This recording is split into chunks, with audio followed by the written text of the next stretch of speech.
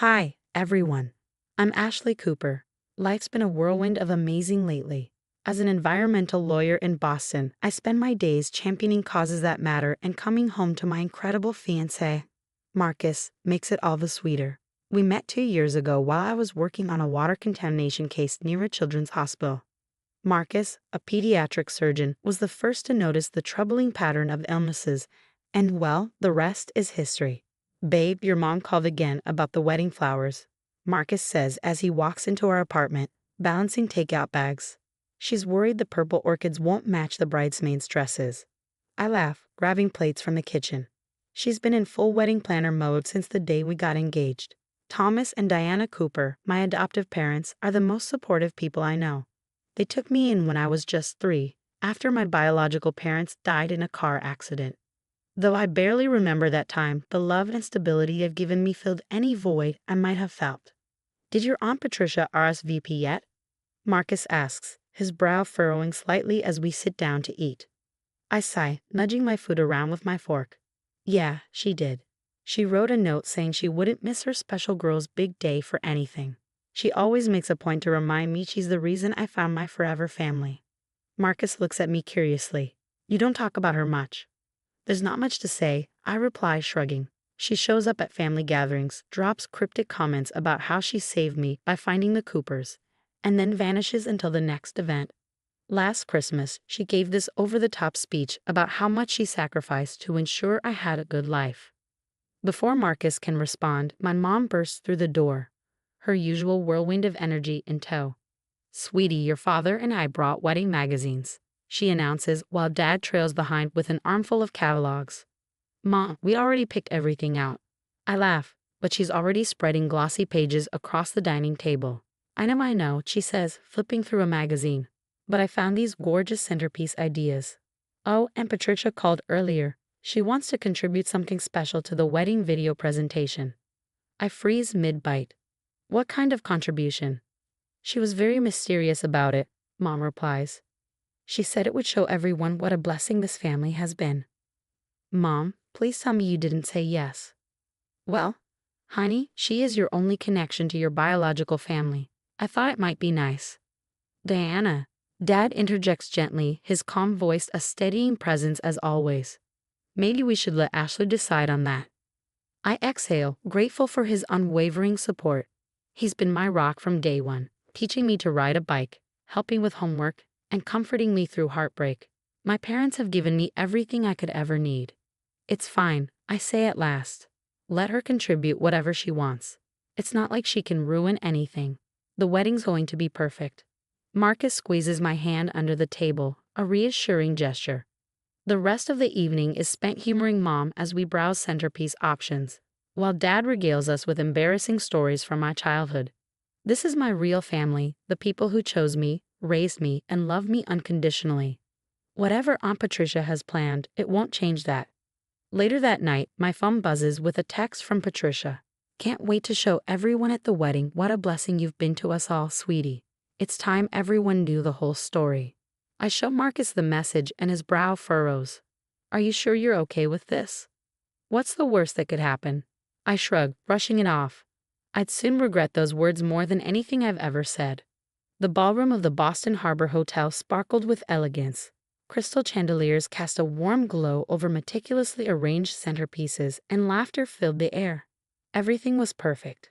Marcus looked dashing in his tuxedo, and I couldn't stop smiling as we greeted our guests. Ladies and gentlemen, please take your seats for the special video presentation, the DJ announced. Ready for our love story montage, Marcus whispered, squeezing my hand. But as the screen flickered to life, my breath caught.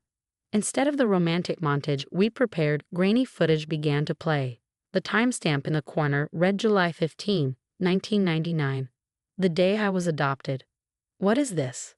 My mom gasped, her voice trembling as she stared at the screen. The footage showed a tiny version of me, clutching a worn teddy bear and crying, while Patricia's voice played over the video in a dramatic narration. I'm doing what's best for her, even though it breaks my heart. The Coopers will give her what I can't. Turn it off, I hissed at the DJ, who was frantically pressing buttons with no success. The video continued, now showing the younger Patricia dabbing at her eyes with a tissue. I'm sacrificing my own happiness for Ashley's future. It's the greatest act of love I could show. Oh my God, Marcus muttered, already rising from his seat. The footage shifted to Patricia arguing with what appeared to be other prospective adoptive families. No, they're not right for her. I have to make sure she goes to the perfect home. I promised my sister. This is beautiful, Patricia's voice rang out across the ballroom. She stood at her table, a self-satisfied smile on her face. I wanted everyone to see the true story of how this family came to be. My chest tightened as the footage kept rolling. It showed Patricia pressuring my parents, making demands about visitation rights, and insisting on being recognized as my savior. I gave up everything for you, Ashley, Patricia announced to the silent room, spreading her arms wide. And look how wonderfully it turned out. I'm the reason you're standing here today. You're the reason this wedding is ruined, my best friend Sophia snapped from the bridal party table. The room erupted in whispers, and I could feel hundreds of pitying eyes on me. My wedding dress, the one I'd spent months choosing, suddenly felt suffocating. Did you really think this was appropriate? Marcus stepped toward Patricia, his voice trembling with anger. Of course. Everyone should know what I sacrificed, Patricia declared.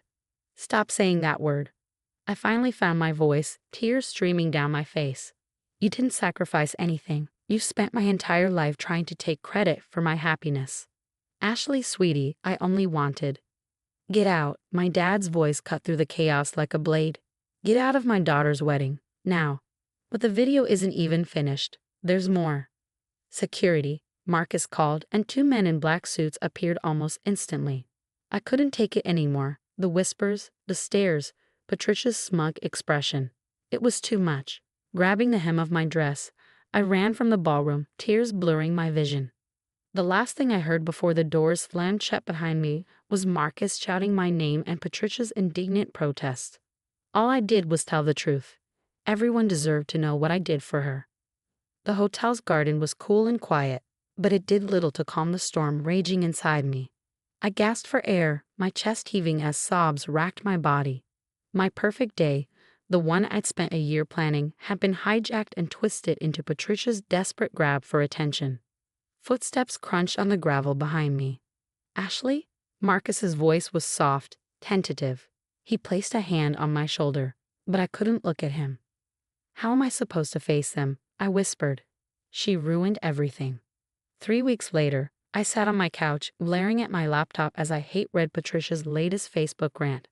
Heartbroken that my own niece would turn against me after all I've sacrificed. Sometimes the people you help the most hurt you the worst. She never stops, I muttered, slamming the laptop shut. Look at this. Sophia plopped a stack of papers onto my coffee table, her expression grim. What is it? I asked, my voice weary. Your trust fund statements from the past 20 years. They don't add up. I blinked, confused. What do you mean? These withdrawals. They're all authorized with your signature. Except. She pulled out 2 documents. I had my forensic guy check these. The signatures are forged. And guess who had power of attorney until you turned 25? My stomach dropped. Patricia. Sophia nodded, her eyes narrowing. And remember Nancy, the family friend who worked at the bank, the one who kept praising Patricia at your graduation party. I stared at the documents, my hands shaking. How much did she take? Close to $200,000 over the years, small amounts spread out so it wouldn't look suspicious. Before I could respond, my phone buzzed. Marcus's name lit up the screen. Babe, you need to see this, he said urgently. One of my patient's mothers just sent me screenshots. She used to work with Patricia. Apparently, this isn't the first time she's pulled something like this. What do you mean? She was fired from her accounting job in '98 for financial discrepancies, right before she took temporary custody of you. Sophia was already typing furiously on her laptop. Her Facebook crusade is backfiring. People are coming out of the woodwork with stories about her. That charity she claimed to run? Never registered. The volunteer work? No records. Another notification pinged on my phone. Patricia's latest post featured an old photo of me at my 3rd birthday. I gave up so much to ensure she had the best life possible. That was it. My hands trembled with anger as I grabbed my phone. That photo was private. She had no right. Wait. Sophia's sharp voice cut through my fury. She was staring intently at the screen. Ashley, look at the date stamp on this photo. I frowned, my eyes zeroing in on the corner of the image. This was taken 2 weeks after my parents' accident. Exactly, Sophia said, her tone loaded. You're wearing a brand new dress in this picture. But according to the trust fund records, Patricia claimed she couldn't afford new clothes for you that month. That's why she applied for an emergency withdrawal of $5,000 for basic necessities. I clenched my jaw. Let me guess. The money never went to clothes or necessities. Nope. Sophia smirked grimly, pulling out another document. According to her credit card statements, which I just happened to dig up, she spent that exact amount on a luxury cruise deposit. The very next day. Before I could respond, my phone buzzed again. Another social media notification. But this one was different. A man named Robert Thompson had commented on Patricia's latest pity post. Is this the same Patricia Anderson who handled the Wilson Family Trust in 1997? Because I have some very interesting documents about that. Sophia leaned back, her eyes gleaming. It's all unraveling. I looked at her, determination hardening in my chest. The lies end today. The headline on the morning's Boston Globe said it all. Trust fund fraud and family betrayal. The dark truth behind a viral wedding video. Sophia's expose had taken the front page and my phone hadn't stopped ringing since the article dropped. The FBI agent's words from yesterday echoed in my head. Miss Cooper, your aunt's involvement in the Midwest Investment Group fraud scheme goes back decades. Your trust fund was just the tip of the iceberg. Have you seen the news? Marcus called from the kitchen. I turned to see him holding a cup of coffee, the TV on behind him. Patricia's being escorted from her house right now. It's on every channel. I flipped to the local news. There she was, Patricia, no longer looking proud, being led to a police car in handcuffs. I did nothing, Mom. She screamed at the cameras, her face red with fury. Ashley, tell them. Tell them how I saved you. Turn it off, I said quietly. I didn't need to see anymore. 6 months later, I stood in a small chapel, Marcus's hands in mine, as we exchanged vows again. This time, everything was perfect. Just family and close friends. No dramatic videos. No hidden agendas. Later that evening, as we celebrated in the garden, a letter arrived for me. Patricia's handwriting stared back at me from the envelope. I didn't hesitate. I walked to the shredder, fed the letter through, and watched the paper disappear. No regrets? Marcus asked, watching me closely. None, I replied. Some people don't deserve second chances. Sometimes the best revenge is living well and helping others avoid the same pain. My phone buzzed with a notification. Smiling, I opened it. Another family had just been approved through the foundation Marcus and I started. A little girl would be going home to her forever family tomorrow. Ready to meet our new success story? I asked Marcus, grabbing my keys. He smiled, taking my hand. Lead the way. As we drove past the city, the prison building loomed in the distance. Patricia would spend the next 15 years behind bars for her role in the fraud scheme. Her lies were exposed, her reputation destroyed. But me, I was just getting started.